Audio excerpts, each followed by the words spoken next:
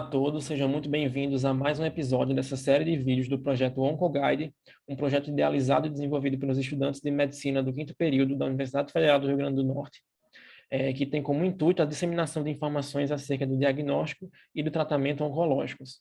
Meu nome é Lucas Fernandes de Almeida e neste episódio, eu gostaria de discutir com vocês acerca do câncer de esôfago e suas perspectivas terapêuticas.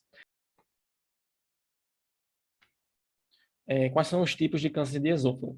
Nós temos o adenocarcinoma e o carcinoma espinocelular ou epidermoide escamoso, que a partir de então eu vou chamar de SEC, pela sigla CEC.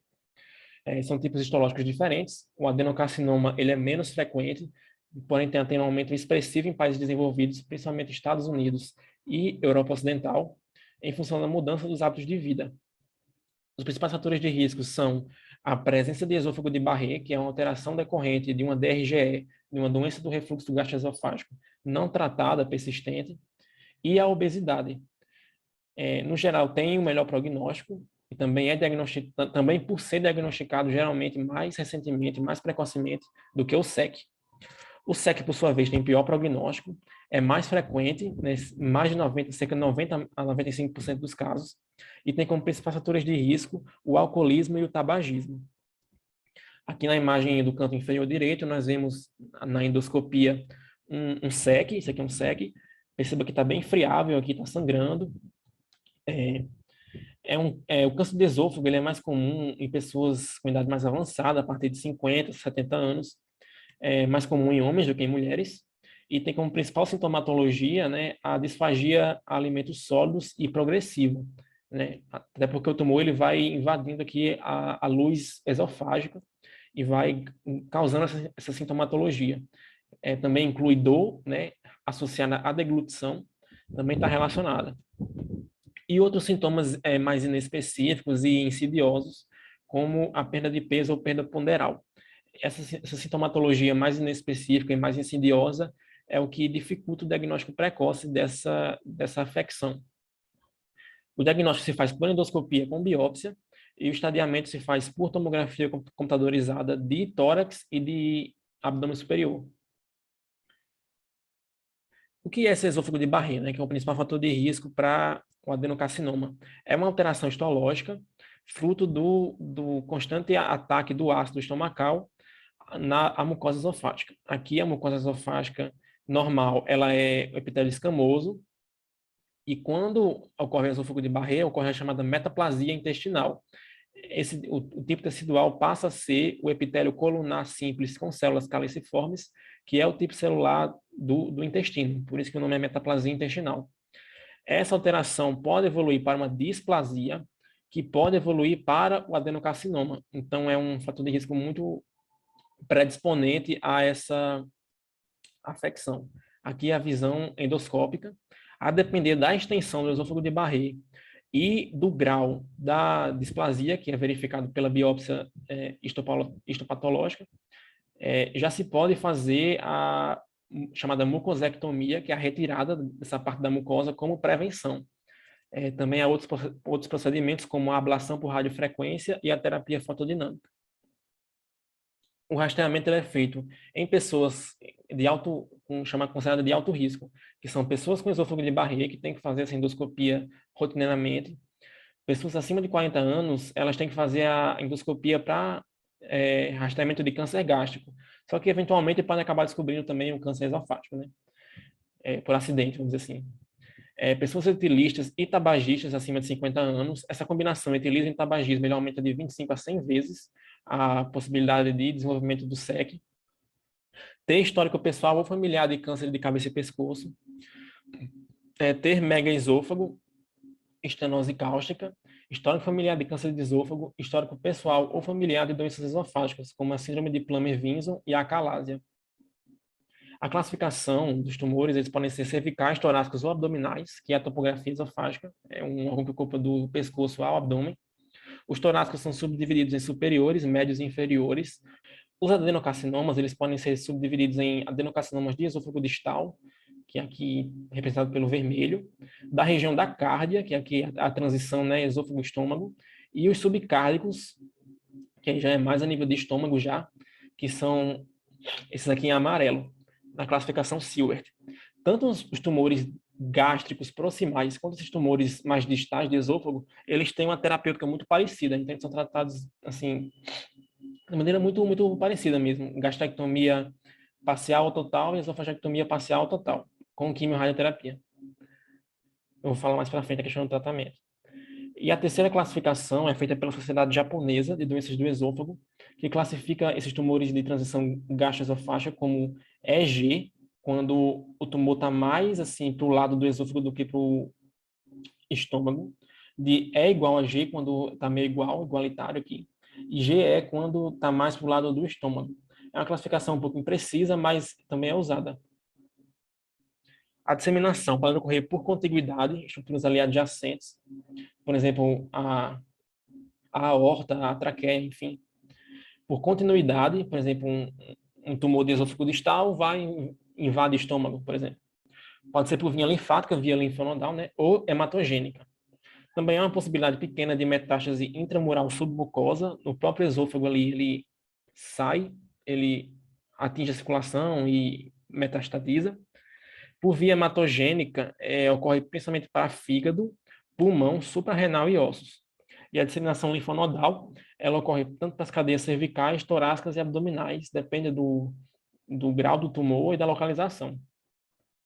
Aqui, né, toda essa cadeia de linfonodos ela é retirada na cirurgia em blocos e levado para a patologia para análise de se houve metástase linfonodal. O patologista ele faz isso e isso auxilia no tratamento adjuvante. E aqui a topografia do esôfago. O esôfago é um órgão do mediastino posterior que está muito relacionado às estruturas nobres. Então, vasos da base do coração, traqueia, tem o nervo laríngeo recorrente que, se lesado, vai causar uma disfonia, uma rouquidão no paciente. O paciente pode perder a voz. Então, é uma estrutura muito nobre e podem perceber que é uma cirurgia muito complexa também. O tratamento base curativo é ressecção cirúrgica sem doença residual, com auxílio de quimio ou radioterapia neoadjuvante e adjuvante, para a ablação, ou seja, a destruição de todas as células metastáticas, micrometastáticas, né, que ainda estejam presentes também. Tem que se avaliar a extensão cirúrgica para a escolha das margens cirúrgicas e o estadiamento da doença. O principal método para isso é a tomografia computadorizada, aqui à esquerda, e a tomografia por emissão de pósitrons, aqui à direita, que é a principal análise de metástase à distância. Aqui é a metástase mais por contiguidade, a aorta, a traqueia, enfim. Inclusive, a invasão da árvore traqueobrônquica é um mau prognóstico e geralmente cursa com um tratamento meramente paliativo, né? E aqui, para análise de linfonodos distantes ou então de metástase para outros órgãos. Quanto aos tumores cervicais, na maior parte das vezes tem tratamento paliativo com ressecabilidade cirúrgica baixa. Se for realizada a cirurgia, requer uma remoção de muitos órgãos, parte da faringe, laringe, a tireoide, parte do esôfago proximal, além de esvaziamentos radicais do pescoço. Então, é um manejo que lembra muito o de SECs de cabeça e pescoço. E se mostrou também que a radioterapia combinada com a quimioterapia muitas vezes é preferencial à própria cirurgia. Tumores de terço superior e médio também são, em sua maioria, paliativos e se utiliza radioterapia associada a uma via de acesso nutricional, uma sonda nasoenteral, uma gastrostomia ou jejunostomia, associada à quimioterapia sistêmica. Os tumores de terço inferior e junção esôfago-gástrica, a gente realiza cirurgia de derivação com a confecção de tubo gástrico, que vai ser o neoesôfago, né? Que vai fazer anastomose com o coto esofágico. Também, como medida paliativa, se faz a tunelização esofágica com prótese autoexpansível para alívio da dispneia, da disfagia, desculpa, juntamente com a radioterapia paliativa. Aqui está essa prótese autoexpansível, que lembra muito o procedimento de colocação de stent, por exemplo, na angioplastia coronariana, em que essa prótese se expande e pressiona o tumor de volta para a parede do esôfago, diminuindo a sensação de disfagia que o paciente tem por conta da ocupação da luz esofágica. Quanto à cirurgia, a clássica é a esofagectomia aberta, a tradicional, em que a esofagectomia aberta de 3 campos, em que secciona o paciente na cervical, no tórax e no abdômen para ter acesso ao esôfago. Ou seja, uma cirurgia de grande extensão, você tem o pós-operatório é complicado, E com base nisso surgiu essa técnica mais recente, que é a esofagectomia minimamente invasiva, também chamada de videotoracoscopia, em que se faz pequenas lesões, pequenas incisões para introdução dos trocáteres. É uma cirurgia bem menos invasiva e se mostrou com um pós-operatório bem melhor, no quesito morbimortalidade bem diminuída e um melhor prognóstico para o paciente. Então, hoje em dia, esse é a principal técnica cirúrgica, a esofagectomia minimamente invasiva. Ela é dividida em 3 tempos. O primeiro tempo é o tempo torácico, em que se realiza 3 incisões no tórax posterior direito, onde se inserem os trocáteres para fazer a esofagectomia e o esvaziamento cervical, o esvaziamento linfonodal. E aqui à direita é o tempo abdominal, que é o segundo tempo, o terceiro tempo, desculpa, onde se acessa o abdômen, né, por meio da videolaparoscopia. O segundo tempo é o tempo cervical, em que se faz uma incisão esquerda no pescoço para secção do esôfago cervical, para que fique lá só o coto cervical. Aí depois, nessa fase abdominal, se confecciona o tubo gástrico que vai anastomizar com esse coto esofágico, que está aqui, ó, chamado neoesôfago. Tirou o esôfago, fez a esofagectomia, só que com o estômago você confecciona um novo tubo esofágico. E aí aqui, se não for possível usar o estômago, se utiliza o cólon, geralmente o cólon transverso. Pode também pegar o cólon ascendente, como foi aqui. E é levada toda a vasculatura e fica funcional no pós-operatório. Só o cirurgião ele só coloca um dreno, o dreno para evitar fistulização e uma mediastinite por conta disso. E também alguma fonte de auxílio nutricional, de nutrição alimentar, né? É, uma, uma sonda nasogástrica, uma jejunostomia, geralmente faz isso. Aqui é a confecção do neoesôfago, né? Você faz essa secção, e aí essa parte superior vai servir para a parte superior, vamos dizer assim, do esôfago, né? E essa parte inferior, que é na curvatura maior do estômago, o grampeador ele vai ser utilizado para a confecção do tubo esofágico, que vai ser anastomizado. E aqui é como fica o final. Aqui a esofagectomia transdiafragmática ou transhiatal, que pode ser realizado tanto aberta quanto videolaparoscópica. E aqui estão os exemplos das incisões, né? Pode ser tanto a esofagectomia parcial com gastrectomia total, quanto a esofagectomia total com gastrectomia parcial. Ou total também, essa aqui é a mais radical das operações. Quanto à quimiorradioterapia, elas são tratamentos complementares que ajudam no manejo da cirurgia. A quimioterapia sistêmica multimodal ela foi um grande avanço terapêutico adjuvante, diminuindo a recidiva de adenocarcinomas à distância. A quimioterapia com modalidade única é a menos eficaz das estratégias. Para adenocarcinomas, em alguns casos, ela pode ser isoladamente usada como neoadjuvante de maneira eficiente. E em SECs, há resultados mais satisfatórios com quimiorradioterapia. Inclusive, quimiorradioterapia isolada pode ser curativa, ou seja, nem precisa de manejo operatório. A radioterapia isolada, ela não é curativa e ela é reservada para pacientes paliativos que não toleram a quimioterapia clínica.